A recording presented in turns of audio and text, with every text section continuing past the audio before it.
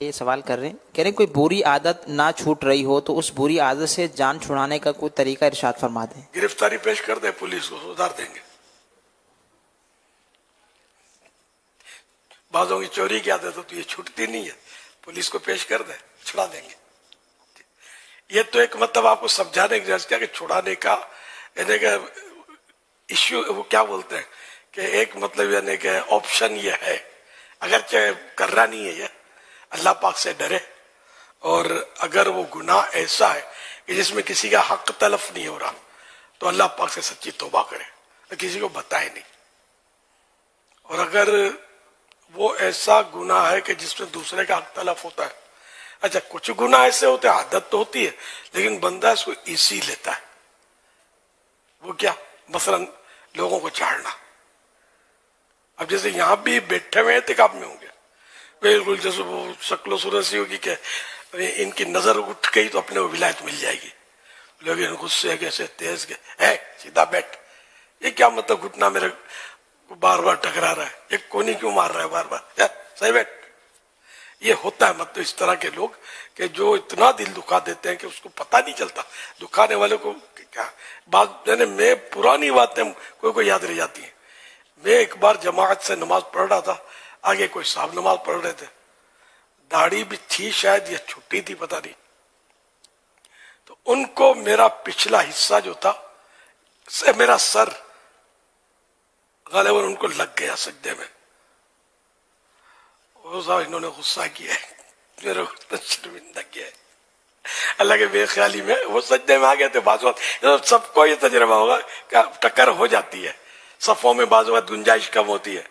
وہ ایسی دل آزاری کی، اس آدمی کی شکل بھی یاد ہے مجھے، اللہ ان کو معاف کرے، اور میں نے تو معاف کر دیا، اگر وہ اللہ معاف کرے۔ اب تو زندہ بھی شاید نہ ہو کہ وہ، میں دعوت اسلامی سے پہلے کا واقعہ تو میرا لڑک پن یا جوانی، اور وہ تو کم از کم 1.5 عمر کے تو تھے۔ عام طور پر نوجوان اس طرح غصہ کم کرتے ہیں، تو یہ مطلب یہ کہ اس طرح کے کئی گناہ ہوتے ہیں کہ لوگ ایزی لیتے ہیں۔ اب جیسے یہ آپ نے سنا بولا اچھا یہ لوگوں کو جھاڑ دینا، ارے بھائی اتنا بڑا گناہ یہ واقعی نہیں، جس کی دل آزاری آپ نے کی جھاڑ دیا نا حق، تو یہ گناہ کبیرہ ہے، بڑا گناہ ہے، اور اللہ سے بھی توبہ کرنی ہے اور اس سے بھی معاف کروانا ہے، نہیں تو قیامت کے دن پھنس جائیں گے، اس کو نیکیاں دینی پڑیں گی،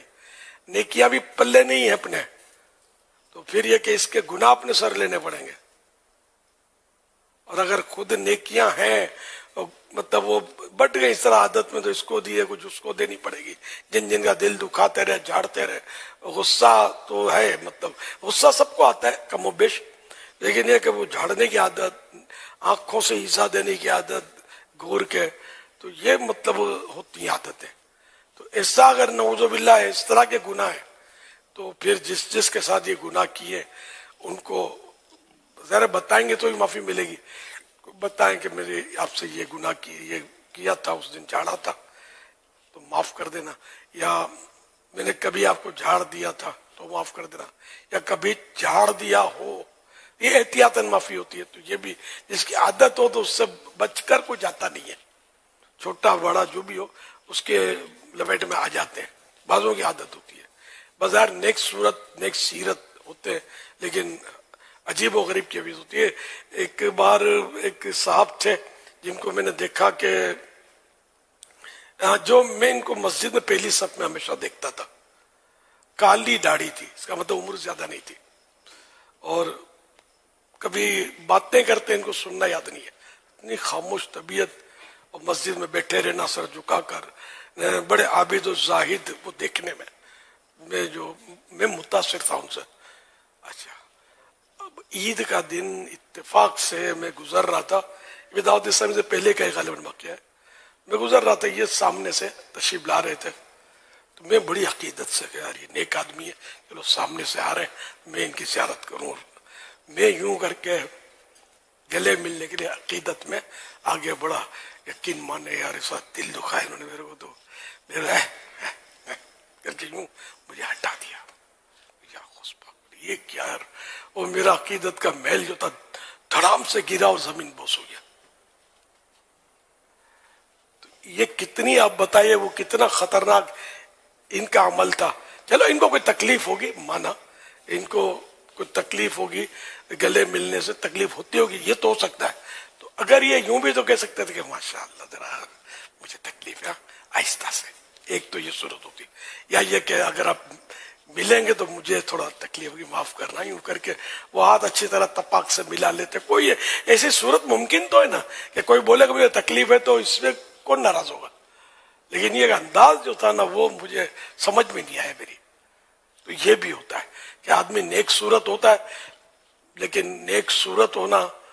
जाहिरी तौर पर नेक सीरत और बहुत अच्छे अच्छे अमाल भी बजा लाना, अखलाक ये भी दुरुस्त होने चाहिए।